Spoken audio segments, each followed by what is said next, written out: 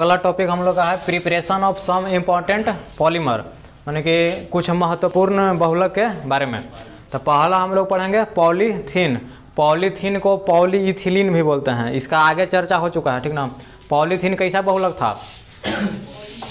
सम बहुलक कि सह बहुलक? पॉलीथीन सम बहुलक का एग्जाम्पल है, क्योंकि इसमें एक ही प्रकार के मोनोमर रहते हैं। वो मोनोमर रहता है इथिन, ढेर मानी इसमें इथिन रहता है। तो ये जो पॉलीथीन होता है इसे दो प्रकार के, पहला आपका है लो डेंसिटी पॉलीमर, या पॉलीथीन यहाँ लिख सकते हैं लो डेंसिटी पॉलीथीन, जिसको शॉर्ट में क्या बोलेंगे LDP, low density polythene. Polythene मतलब जो है ना से एक तरह से प्लास्टिक के अंतर्गत आ जाता है। पॉलीथीन एक तरह से प्लास्टिक के अंतर्गत। तो देखो जी लो डेंसिटी पॉलीथीन बनता है फिर कैसे है, तो रिएक्शन वही वाला है, पिछला वाला है। इथिन जो है N इथिन है, माने कि इथिन का अणु ढेर सारा है, अकेले नहीं है। हाँ, यहाँ पर अल्प मात्रा में ऑक्सीजन रहता है। देखो हाई प्रेशर और हाई टेम्परेचर, माने ऊंच दाब और ऊंच ताप। डबल बॉन्ड टूटेगा तो इधर एक बॉन्ड खाली, एक बॉन्ड उधर खाली, और ऐसा ऐसा ढेर मानी है, N गो है तो N से गुना, और यही बन जाता है LDP। यानी कि इसको हम ऐसा कह सकते हैं कि जब इथिन को इथिन क्या हो गया, मोनोमर हो गया, और वो जो है से क्या है, पॉलीमर है। तो जब इथिन को अल्प मात्रा में ऑक्सीजन के उपस्थिति में उच्च दाब और उच्च ताप पर अभिक्रिया कराया जाता है तो लो डेंसिटी पॉलीथीन, हिंदी में इसको क्या बोल सकते हैं, निम्न घनत्व पॉलीथीन, निम्न घनत्व वाले पॉलीथीन का निर्माण होता है। अब इसका उपयोग देखो जी विद्युत रोधी तार बनाना, वैसा तार जो विद्युत को बाहर आने नहीं देगा, ठीक ना। और दूसरा आपका क्या है, खिलौना बनाने में, खिलौना भी इससे बनता है। बोले ना पॉलीथीन जो है सब प्लास्टिक के अंतर्गत आ जाता है, तो प्लास्टिक का खिलौना नहीं बनता है। और ये जो होता है इसका उपयोग पाइप बनाने में किया जाता है, लेकिन थोड़ा सा लचीला पाइप बनाने में, थोड़ा सा मतलब मुलायम जो रहता ना है, उस पाइप को बनाने में लो डेंसिटी पॉलीमर का प्रयोग करते हैं। उसके बाद ए था ना, उसके बाद अब बी पढ़ेंगे, यानी कि दूसरा में पढ़ेंगे हाई डेंसिटी पॉलीथीन। देखो दूसरा है हाई डेंसिटी पॉलीथीन, शॉर्ट में इसको बोलेंगे HDP, हाई डेंसिटी पॉलीथीन। इसका जो डेंसिटी है से हाई रहेगा। हाई डेंसिटी कब होगा, जब अणु पास होंगे, और जब अणु पास होंगे तो ज़्यादा सॉलिड हो जाएगा, माने थोड़ा सा ज़्यादा हार्ड हो जाएगा। अभी मोनोमर ही रहेगा, क्या रहेगा, इथिन। मोनोमर क्या रहेगा, इथिन।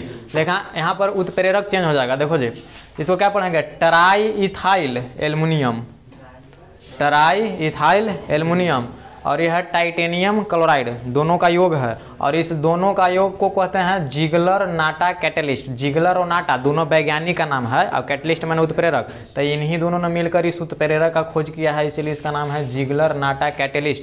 और फिर ये भी वही काम करेगा, डबल बॉन्ड को तोड़ेगा, ऐसा कुछ बन जाएगा। यहाँ पर लिख देंगे हाई डेंसिटी पॉलीथीन।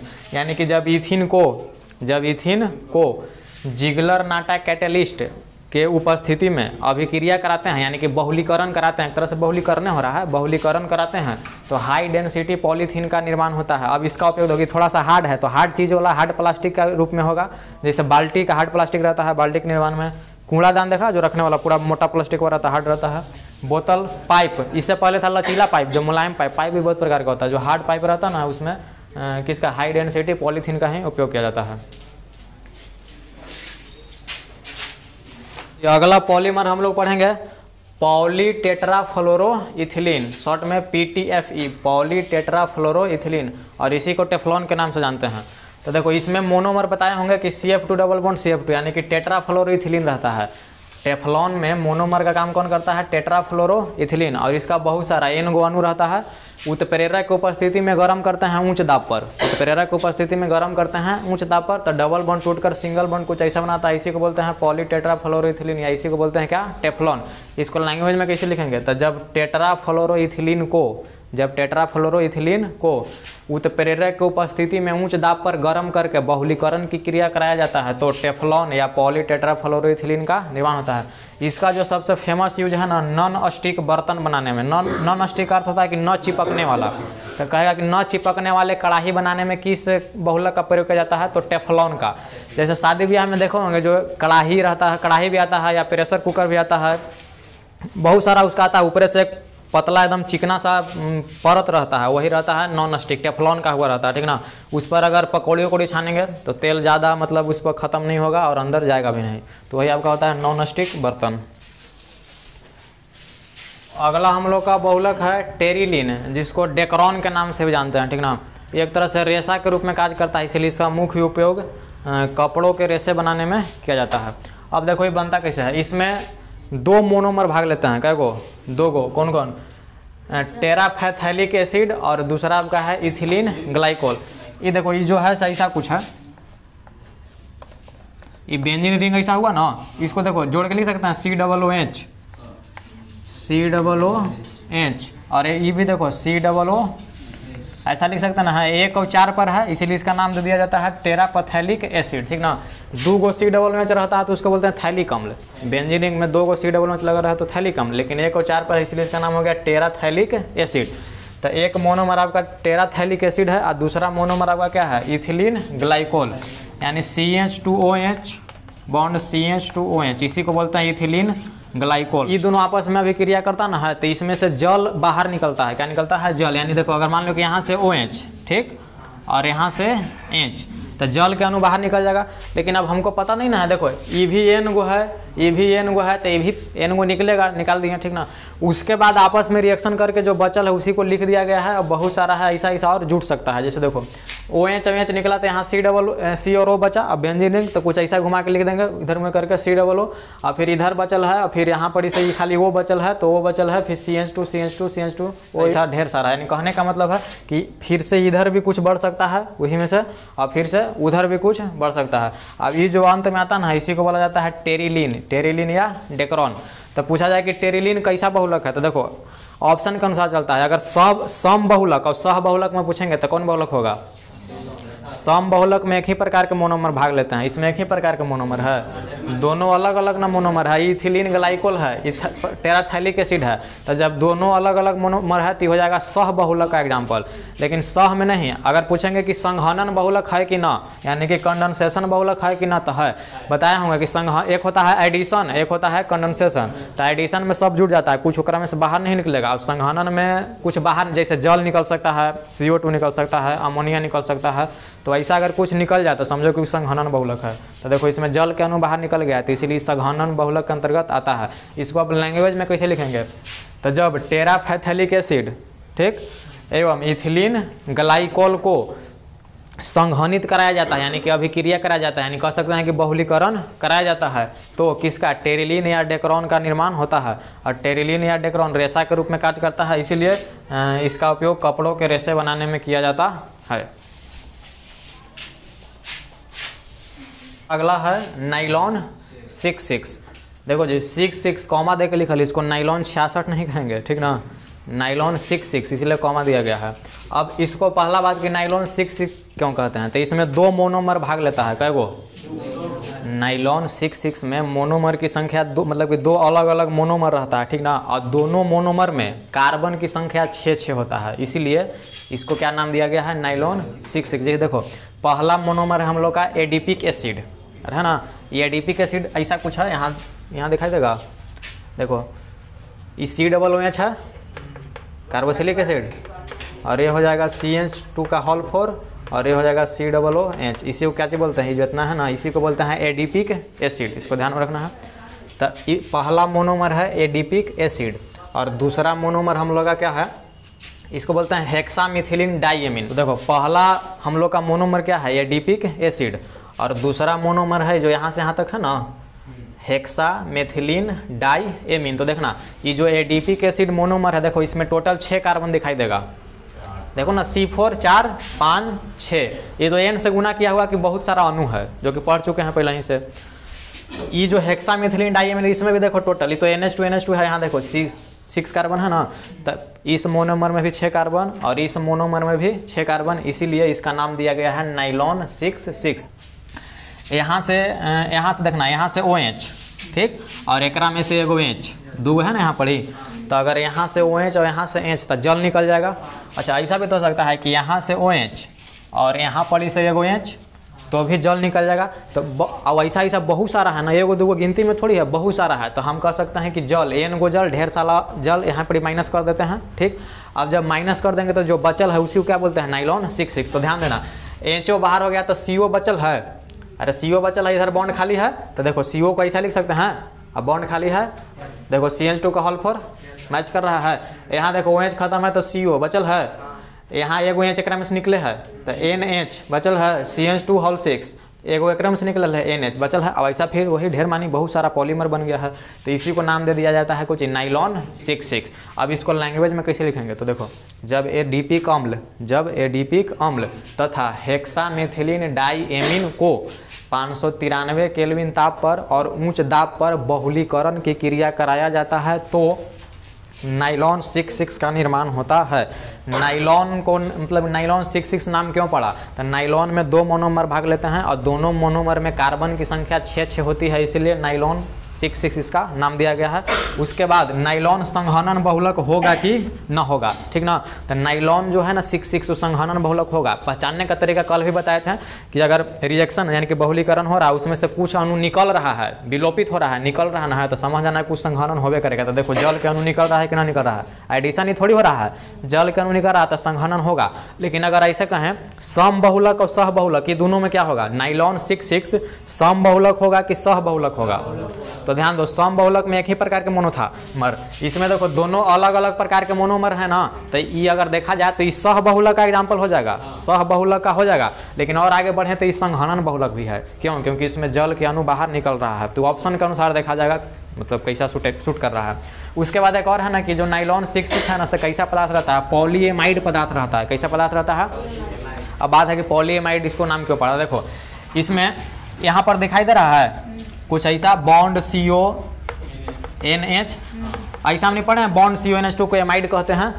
अरे एमाइड का क्रियाशील समूह है बॉन्ड CONH2, तो खैर H2 ही था, लेकिन यहाँ पर इसे हाइड्रोजन के कमी हुआ है, हाइड्रोजन के कमी हुआ है। अब ऐसा थोड़ी है एक ही कोई थोड़ी मिलेगा, इधर आओ बढ़ेगा, इधर आओ बढ़ेगा, तो ऐसा बहुत सारा मिलेगा ना। तो इसीलिए ये जो नाइलॉन 6,6 है इसको पॉलीएमाइड कहा जाता है, क्यों, क्योंकि इसमें क्रियाशील समूह बॉन्ड CONH पावल जाता है। उपयोग तो देखो जी, नाइलॉन का उपयोग देखो, नाइलॉन ऐसे मुख्य रूप से 2 प्रकार का होता है। एक हो गया नाइलॉन 6,6 जो कि पढ़े, और एक अगला पढ़ेंगे नाइलॉन 6 खाली लिखा हुआ है। वस्तु उद्योग में नाइलॉन का बहुत सारा कपड़ा भी बनता है, ठीक ना। उसके बाद लिखा हुआ है कुछ कि ब्रूस बनाने में, ब्रूस अरे एक ब्रश कहते हैं, ठीक ना।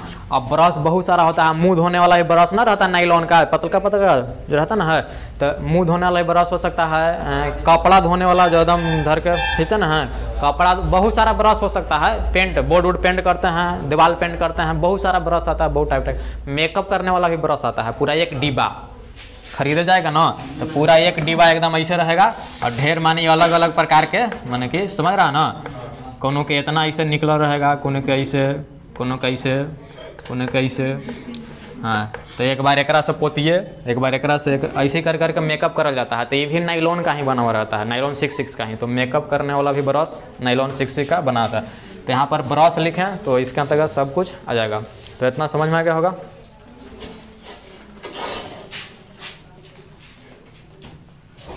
इससे पहले हम लोग पढ़े नाइलॉन 6,6, ये क्या है, नाइलॉन 6, इसका एक और नाम है परलॉन L। जो मोनोमर रहता है ना वो क्या रहता है, कैप्रोलैक्टम। ये कैप्रोलैक्टम का ऐसा संरचना है। टोटल कितना कार्बन है कैप्रोलैक्टम में, 6। देखो 1 2 3 4 5 6, यहाँ पर क्या है, NH है। तो पूछा जाए कि नाइलॉन 6 का मोनोमर क्या होता है, तो कैप्रोलैक्टम।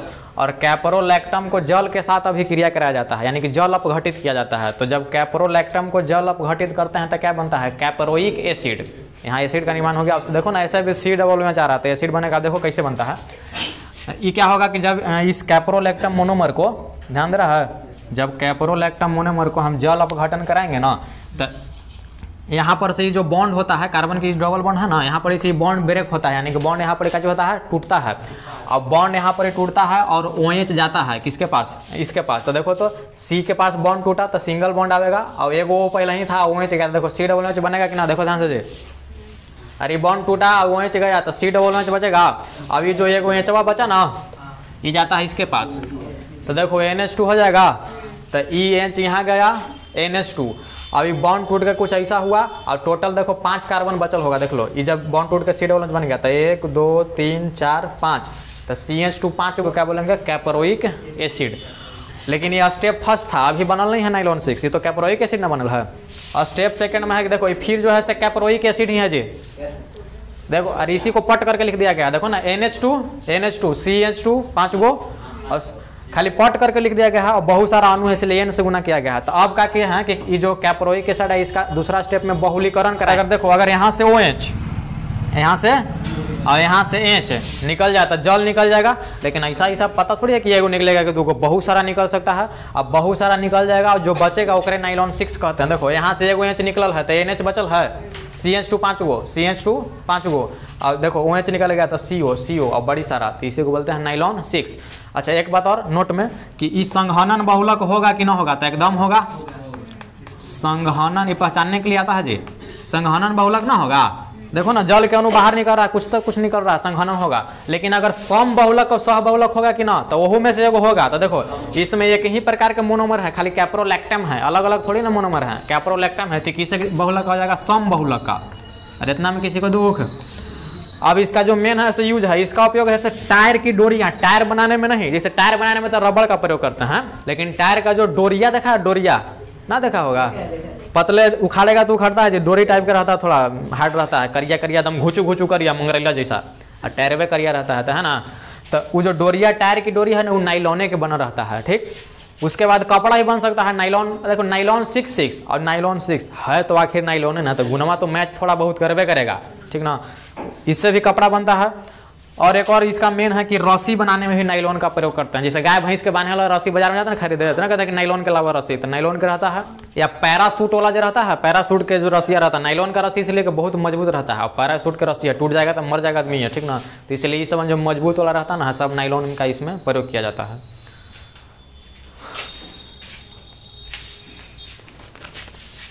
अगला हम लोग का इंपॉर्टेंट पॉलीमर है जिसका नाम है बैकेलाइट। पहले अभी पढ़ चुके हैं बैकेलाइट, थोड़ा थोड़ा चर्चा किए थे। बैकेलाइट का एक और नाम है फिनॉल फॉर्मल्डिहाइड रेजिन, इसी को बोलते हैं क्योंकि इसमें फिनॉल और फॉर्मल्डिहाइड रहता है, ठीक ना। इसमें मेन एक ही बात है कि इसका रिएक्शन मतलब नहीं है, इसका मेन बात है कि इसका मोनोमर क्या होता है। तो नाम में लोग रहा है फिनॉल और कुछ फॉर्मल्डिहाइड, तो याद कर लेंगे। बैकेलाइट का मोनोमर 2 गो होता है, फिनॉल होता है और फॉर्मल्डिहाइड। तो बताओ तो ये सम बहुलक होगा कि सह बहुलक? सह बहुलक ना होगा, कहा कि 2 गो अलग अलग मोनोमर है, एक ही प्रकार के थोड़ी है, तो ये सह बहुलक हो जाएगा। इसका जो मेन उपयोग, इसका बहुत मेन है जी उपयोग, इसका जो है ना बहुत सारा चीज में किया जाता है, बढ़िया बढ़िया चीज में। जैसे देखो कंघी बनाने में, कंघिया देखा बोले बैकेलाइट मैंने कुछ है, थर्मोसेटिंग प्लास्टिक है, याद रहा है, कह भी सकते हैं। अरे पहला बात कि बैकेलाइट सह बहुलक तो हो ही गया, तो अलग अलग कैटेगरी ना है। बैकेलाइट सह बहुलक में किसी को दुख है। अब बैकेलाइट कैसा बहुलक है, तो थर्मोसेटिंग ताप दृढ़ बहुलक, जिसको आग दिखाएंगे तो जलेगा, मैंने कि सिकुड़ेगा ना, जल तो जबे करेगा, सिकुड़ेगा ना, याद आ रहा है कुछ कुछ। तो ये ताप दृढ़ बहुलक है और साथ में सह बहुलक है। तो ताप दृढ़, दृढ़ मन होता है मजबूत ही, तो ये मजबूत प्लास्टिक है, ठीक ना। तब बैक के कंघी ना मजबूत रहता है, मुलायम लुचुर पुचुर रहेगा तो तीरेंगे तो समय वगैरह में घूम जाएगा कंघी। फिर वैद्युत स्विच बोर्ड वाला जो स्विच बतेबे कि हाइड रहता है, उसको आग ले जाएंगे तो उससे प्रभाव वगैरह पर नहीं पड़ेगा। उसके बाद कौन चीज, बर्तन के हाथ थे, कुकर उकर देखा है, तो कुकर वाला जो हैंडलिया करिका रहता है प्लास्टिक वाला ना रहता है, तो वो कौची का रहता है, बैकेलाइट प्लास्टिक का रहता है। इसीलिए तो कुकर आग पर, कुकर गैस या आग पर रहता है। अब आग पर है तो गर्मी तो लगी रहा है, गर्म तो हो ही रहा है, खाना बन जाता है, लेकिन वो वाला पिघलता नहीं है, क्या है बहुत हार्ड है।